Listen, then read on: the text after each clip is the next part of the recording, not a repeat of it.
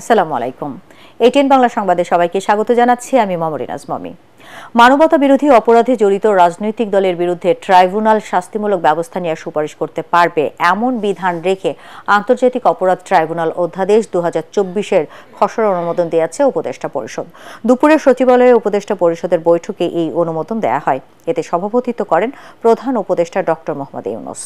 1973 সালের আন্তর্জাতিক অপরাধ ট্রাইব্যুনাল আইন সংশোধন করে আইন মন্ত্রণালয়ের লেজিসলেটিভ ও সংসদ বিষয়ক বিভাগ আজ উপদেষ্টা পরিষদের বৈঠকে উত্থাপন করে। নতুন অধ্যাদেশ জারি হলেই এই আইনে মানবতা বিরোধী অপরাধে জড়িত যে কোনো রাজনৈতিক দলকে নিষিদ্ধ বা শাস্তিমূলক ব্যবস্থা নেয়ার প্রস্তাব করতে পারবে আন্তর্জাতিক অপরাধ ট্রাইব্যুনাল।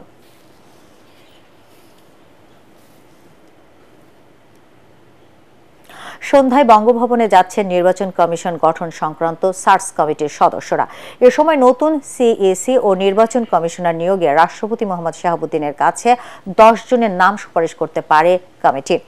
রাষ্ট্রপতি প্রেস সচিব জয়নাল আবেদিন এ তথ্য নিশ্চিত করেছেন। তিনি জানান, আপিল বিভাগের বিচারপতি জুবায়ের রহমান চৌধুরীর নেতৃত্বে গঠিত সার্চ কমিটির সদস্যরা সন্ধ্যা 6:30টায় বঙ্গভবনে রাষ্ট্রপতির সঙ্গে দেখা করার কথা রয়েছে। এর আগে গত 29 অক্টোবর অন্তর্বর্তী সরকার 6 সদস্যের সার্চ কমিটি গঠন করে। আইন অনুযায়ী সার্চ কমিটি গঠনের পর নির্বাচন কমিশনে প্রতি পদের জন্য 2 জন প্রার্থীকে মনোনীত করে 15 কার্য দিবসের মধ্যে রাষ্ট্রপতির কাছে 10 জনের নাম প্রস্তাব করতে হবে।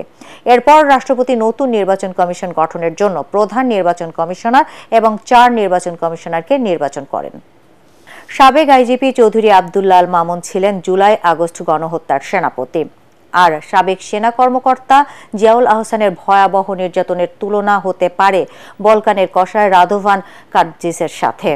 মামলার শুনানিতে এমন মন্তব্য করেছেন আন্তর্জাতিক অপরাধ ট্রাইব্যুনালের চিফ প্রসিকিউটর তাজুল ইসলাম। শুনানি শেষে আটক সেনা ও পুলিশ কর্মকর্তাদের এই মামলায় গ্রেফতার দেখিয়ে কারাগারে পাঠানোর নির্দেশ দেন বিচারপতি মোহাম্মদ গোলাম মর্তজা মজুমদারের নেতৃত্বে 3 সদস্যের ট্রাইব্যুনাল। আগামী 19 ডিসেম্বরের মধ্যে তদন্ত প্রতিবেদন দাখিলের সময়ও বেঁধে দেয় আদালত।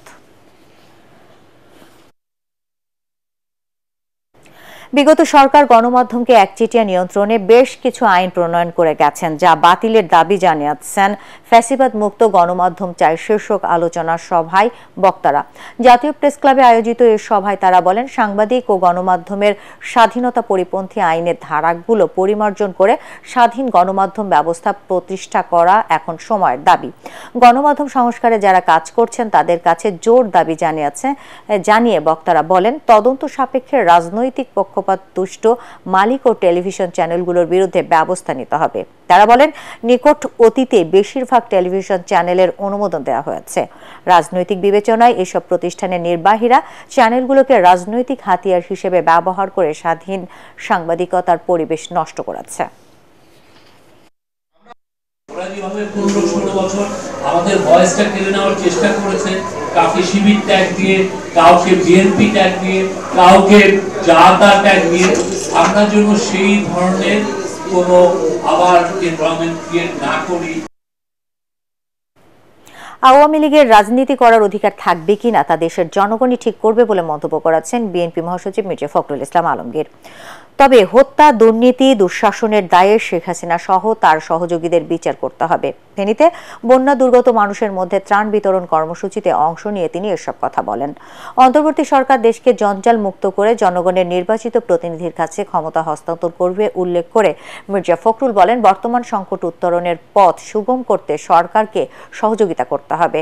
আওয়ামী লীগ মিথ্যা মামলা দিয়ে কারারুদ্ধ করে রাখায় খালেদা জিয়া গুরুতর অসুস্থ হয়ে পড়েন বলে অভিযোগ করেন মির্জা ফখরুল। ব্যাটারি চালিত রিকশার ধাক্কায় বিশ্ববিদ্যালয়ের শিক্ষার্থী আফসানা করিম রাচি নিহত হওয়ার প্রতিবাদে জাহাঙ্গীরনগর ব্লকেট কর্মসূচি পালন করছেন।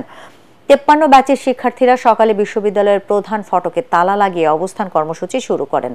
প্রান্তিক গেটেও শিক্ষার্থীরা তালা ঝুলিয়ে দেন। এ কারণে কোনো যানবাহন বিশ্ববিদ্যালয়ের ভেতরে ঢুকতে ও বের হতে পারেনি।